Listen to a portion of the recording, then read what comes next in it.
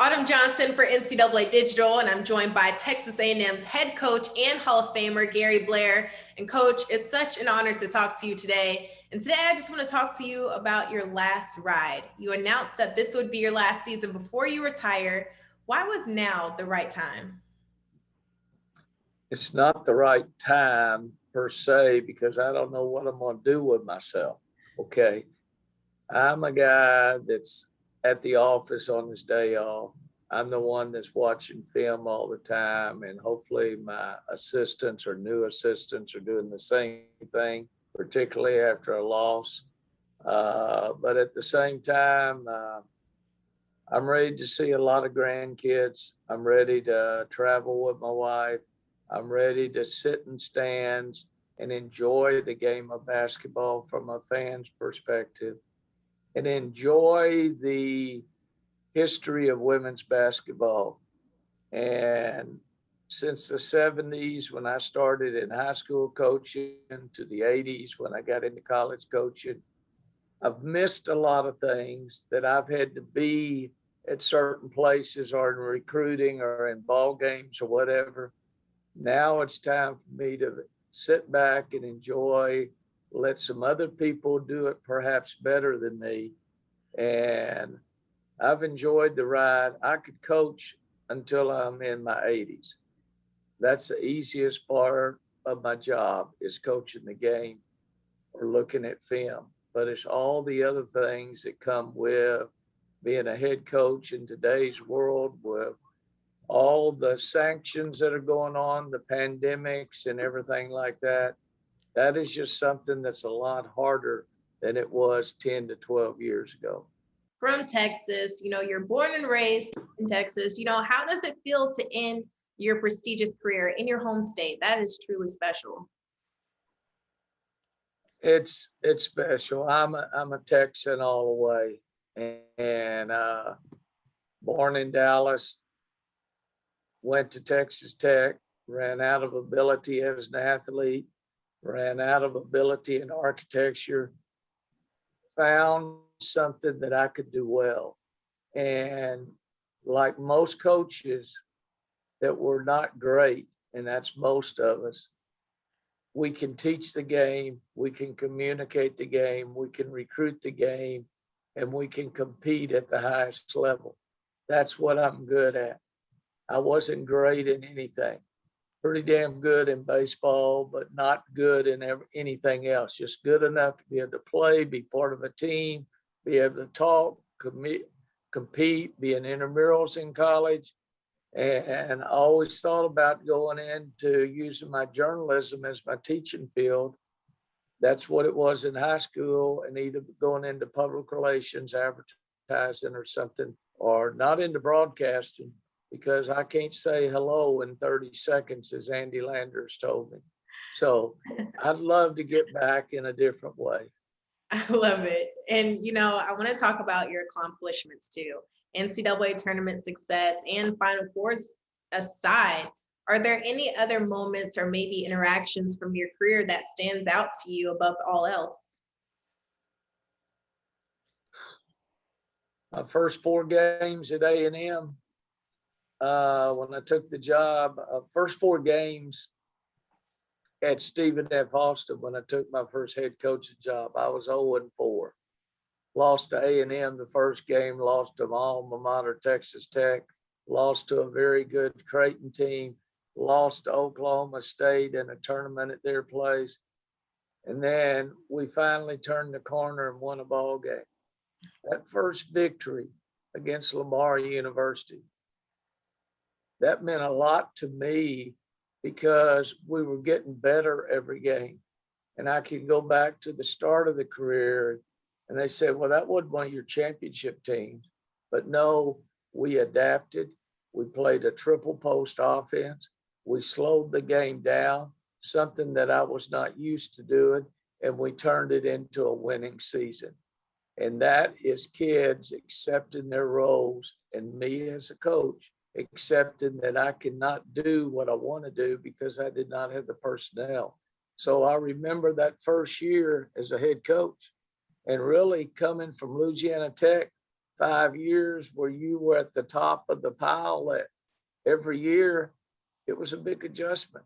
So I'd say that first year, that first win meant as much, not then, as that national championship Right. year. And when you get a chance to wear that ring, that was pretty special.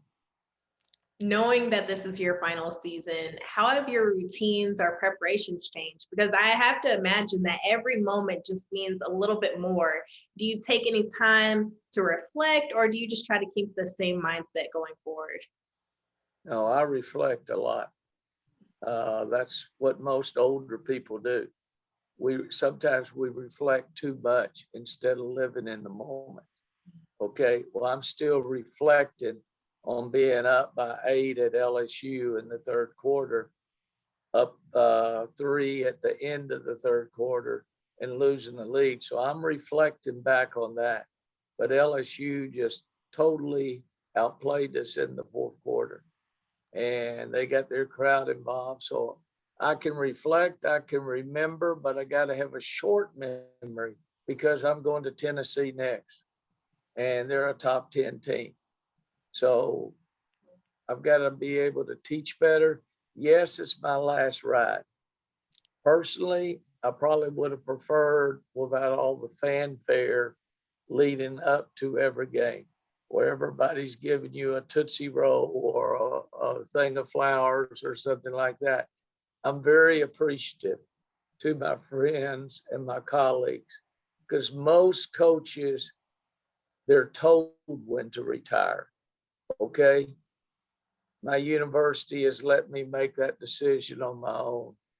And that's why I want this year to be very, very special. I mean, when I got home from the game last night from Baton Rouge, my wife and I sat down and we watched Yellowstone because I needed to take my mind off the game itself for a little bit to be able to see Kevin Costner and perhaps his last ride at running a ranch and the drama and everything that goes with it.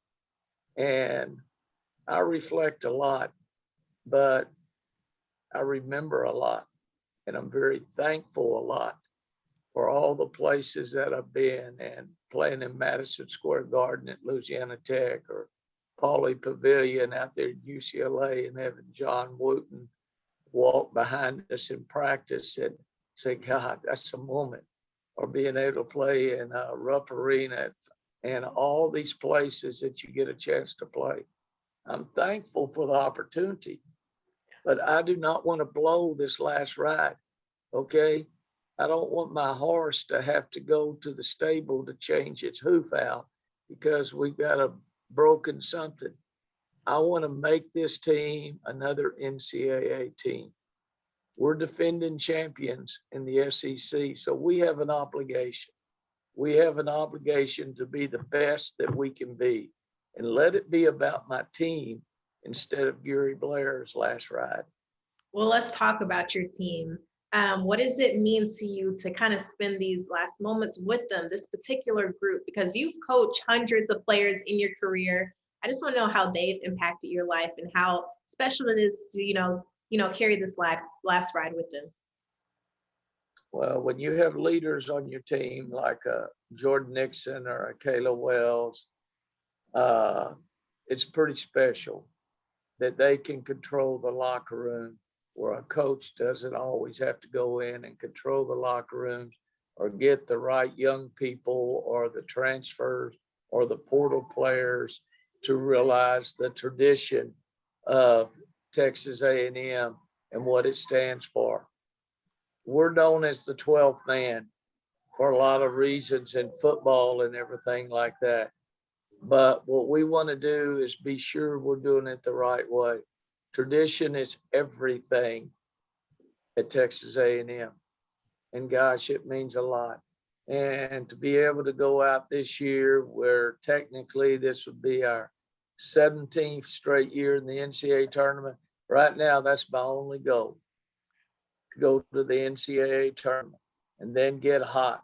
But to do that, I've got to get hot right now by opening up on the road my first two games since my first game was canceled because the team couldn't make it because of COVID.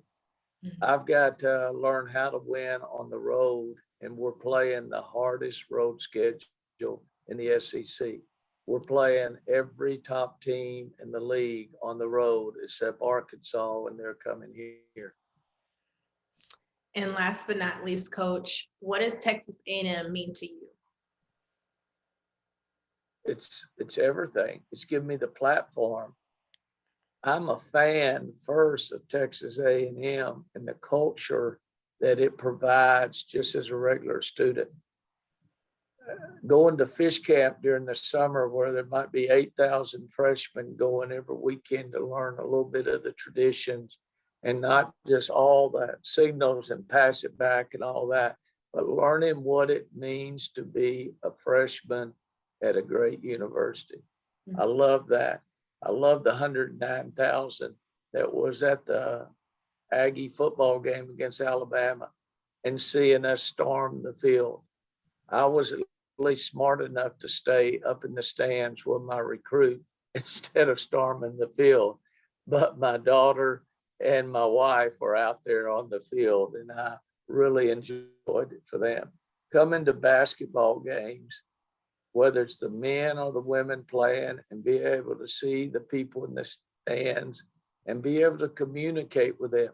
What do y'all want out of this basketball team? What do you want out of a basketball arena? We had 7,400 at Mulkey's first conference game at Baton Rouge. I want those type of crowds here because we've earned the right to have those type of crowds. So if I'm going to do anything, I want to be able to turn an NCAA team over to whoever takes my job. I want butts in the seats. I want season tickets sold. And I want to be able to see my kids walk across that stage with that degree. And everybody here has graduated but one. And hopefully that will happen sooner than later. I love it. Thank you so much, Coach. Looking forward to seeing the rest of Texas A&M's success in your last ride, but just an honor and once again to talk to you. Thank you so much for joining me.